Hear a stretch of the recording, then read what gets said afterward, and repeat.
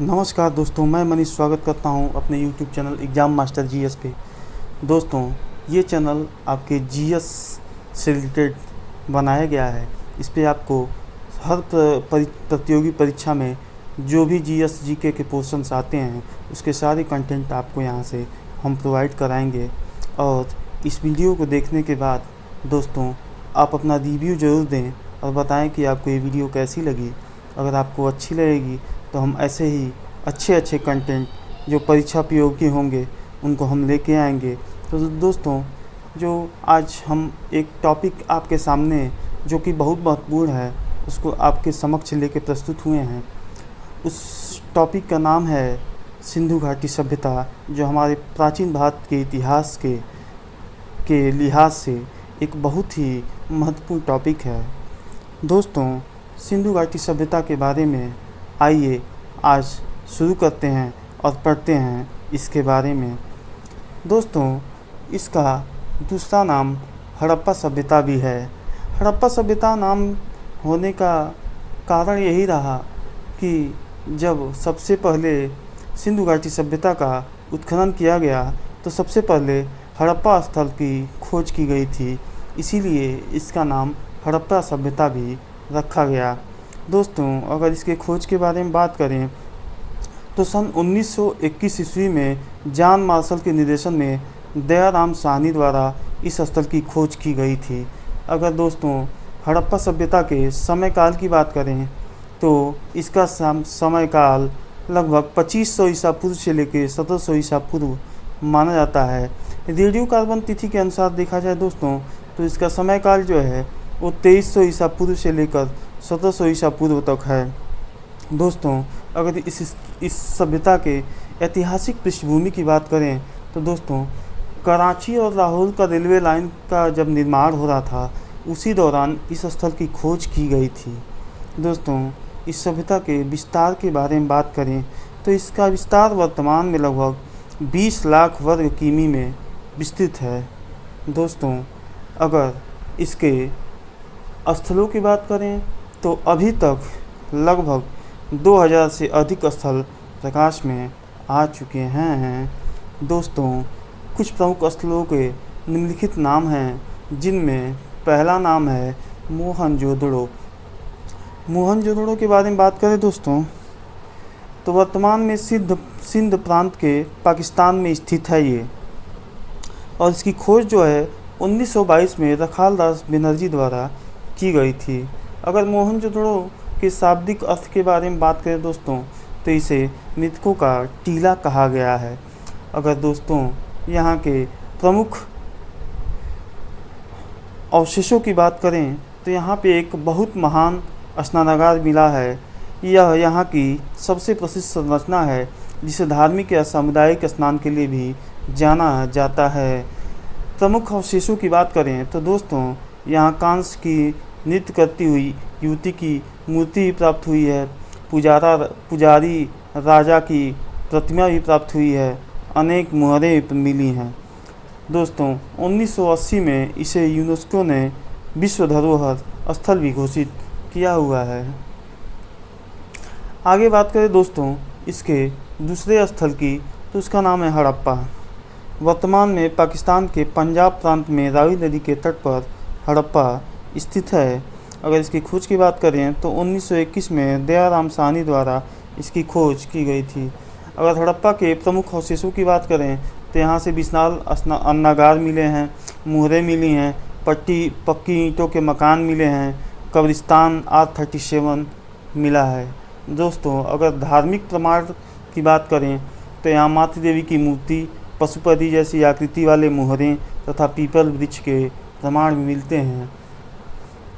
दोस्तों, अगर इस स्थल की विशेषता के बारे में बात करें तो ये स्थल जो है सुनियोजित नगर योजना और जल निकासी व्यवस्था थी। दोस्तों, अगर अगले स्थल की बात करें जिसका नाम है धौलावीरा, वर्तमान में दोस्तों गुजरात के कच्छ ज़िले में खादिर बेट द्वीप पर स्थित है धौलावीरा। अगर इसके खोज के बारे में बात करें दोस्तों तो 1967-68 में जगत पति जोशी ने इस स्थल की पहचान की थी, जबकि उत्खनन 1990 से 2005 ईस्वी के बीच आर.एस. बिष्ट के नेतृत्व में विस्तृत उत्खनन हुआ। अगर इसके विशेषता की बात करें दोस्तों धौलावीरा के, तो सिंधु घाटी सभ्यता का भारत में सबसे प्रमुख और सबसे बड़े नगरों में से एक माना जाता है। धौलावीरा को उत्कृष्ट जल संरक्षण एवं जल संचय प्रणाली के लिए, और यह 3 भागों में विभाजित था, जिसमें पहला भाग दुर्ग था, दूसरा मध्यनगर और तीसरा निचला नगर। दोस्तों 2021 में यूनेस्को में विश्व धरोहर स्थल घोषित किया गया था। दोस्तों अगर अगले स्थल की बात करें तो उसका नाम है लोथल। लोथल गुजरात के अहमदाबाद जिले वर्तमान में धोलका क्षेत्र में निकट स्थित है। अगर इसके खोज के बारे में बात करें दोस्तों तो 1954 में इसकी पहचान की गई। 1955 से 1962 के बीच में एस.आर. राव के नेतृत्व में इसका उत्खनन किया गया था। दोस्तों अगर प्रमुख अवशेषों की बात करें तो यहाँ गोदी डॉकयार्ड, गोदाम वेयरहाउस, मनका बीड बनाने का कारखाना, अग्निकुंड आदि प्राप्त हुए हैं। अगर इसकी विशेषता की बात करें तो यहाँ विश्व का सबसे प्राचीन ज्ञात गोदी डॉकयार्ड मिला है, जिसे समुद्री व्यापार के प्रमाण भी मिलते हैं। यहाँ पर मनके, शंख, हाथी दांत और तांबे के वस्तुओं के निर्माण के साक्ष्य भी प्राप्त हुए हैं। दोस्तों हड़प्पा सभ्यता के अगले स्थल की बात करें तो वो है कालीबंगा। वर्तमान में राजस्थान के हनुमानगढ़ जिले में घग्गर नदी, प्राचीन सरस्वती नाम के से जाने जाने वाली घग्गर नदी के तट पर स्थित है। अगर इसकी खोज की बात करें तो 1953 में अमलानंद घोष ने इसकी पहचान की, लेकिन 1960 से 1969 के बीच बीवी लाल और बीके थापर के नेतृत्व में इसका विस्तृत उत्खनन किया गया था। अगर कालीबंगा के स्थल की विशेषता की बात करें तो यहाँ से जुते हुए खेत के प्रमाण मिले हैं, जो विश्व के सबसे प्राचीन कृषि साक्ष्यों में गिने जाते हैं। यहाँ से बड़ी संख्या में अग्नि वेदिकाएँ मिली हैं, जो धार्मिक अनुष्ठानों के प्रमाण मानी जाती हैं। यह स्थल सिंधु घाटी सभ्यता में कृषि और धार्मिक गतिविधियों का प्रमुख केंद्र माना जाता है। दोस्तों अगर कालीबंगा के एक महत्वपूर्ण तथ्य की बात करें तो यहाँ से भूकंप के कारण नगर के विकास के संकेत भी मिले हैं। अगला स्थल जो है उसका नाम है दोस्तों राखीगढ़ी। वर्तमान में यह हरियाणा के हिसार जिले में स्थित है। इसकी खोज 1963 ईस्वी में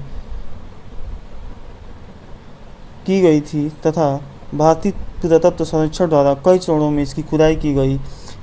यहाँ पे राखीगढ़ी में 11 प्रमुख टीले भी मिले हैं, जिसको मार्क किया गया RGR 1 से लेकर RGR 11 तक। अगर इसकी विशेषता की बात करें तो इसे भारत तथा विश्व के सबसे बड़े हड़प्पा स्थलों में से एक माना गया है। यहाँ मानव कंकाल और कब्रें मिली हैं, जिनसे हड़प्पा वासियों के जीवन और संस्कृति की जानकारी मिलती है। राखीगढ़ी से प्राप्त मानव अवशेषों पर हुए आनुवंशिक अध्ययन ने भारत उपमहाद्वीप की प्राचीन आबादी के बारे में महत्वपूर्ण जानकारी दी है। दोस्तों अगर सभ्यता के भौगोलिक प्रसार की बात करें तो उत्तर में मांडा जम्मू कश्मीर में, दक्षिण में दैमाबाद महाराष्ट्र, पूर्व में आलमगीरपुर उत्तर प्रदेश मेरठ और पश्चिम में सुतका गेंडोर पाकिस्तान। सभ्यता की लिपि की बात करें दोस्तों तो इस लिपि का नाम है ब्रेस्टोकोडेन लिपि, भाव चित्रात्मक, जो अभी तक पढ़ा नहीं जा सका है, और यही कारण भी है कि इसे आद्य ऐतिहासिक काल कहा जाता है। सिंधु घाटी सभ्यता के उद्भव के सिद्धांत दिए गए हैं, जिसमें 3 सिद्धांत हैं। जिसका पहला सिद्धांत ये रहा कि मेसोपोटामिया की सभ्यता से सिंधु घाटी सभ्यता की उत्पत्ति हुई। दूसरा सिद्धांत दिया गया आर्यों द्वारा सभ्यता की उत्पत्ति, जो कि बिल्कुल अप्रासंगिक लगती है। और तीसरा पूर्व के देशी और ग्रामीण संस्कृतियों से सभ्यता की उत्पत्ति, जो सबसे मान्य सिद्धांत है। दोस्तों सिंधु घाटी सभ्यता की सामाजिक विशेषताओं के बारे में बात करें तो समाज संगठित और सुव्यवस्थित था। मातृ देवी की पूजा के प्रमाण मिलते हैं। पशुपति शिव के प्रारंभिक रूप के पूजा के संकेत भी मिलते हैं।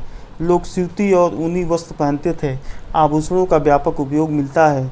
नगरों में पक्के मकान, सड़कें जो समकोण पर एक दूसरे को काटती थीं, और विकसित जल निकासी व्यवस्था भी थी।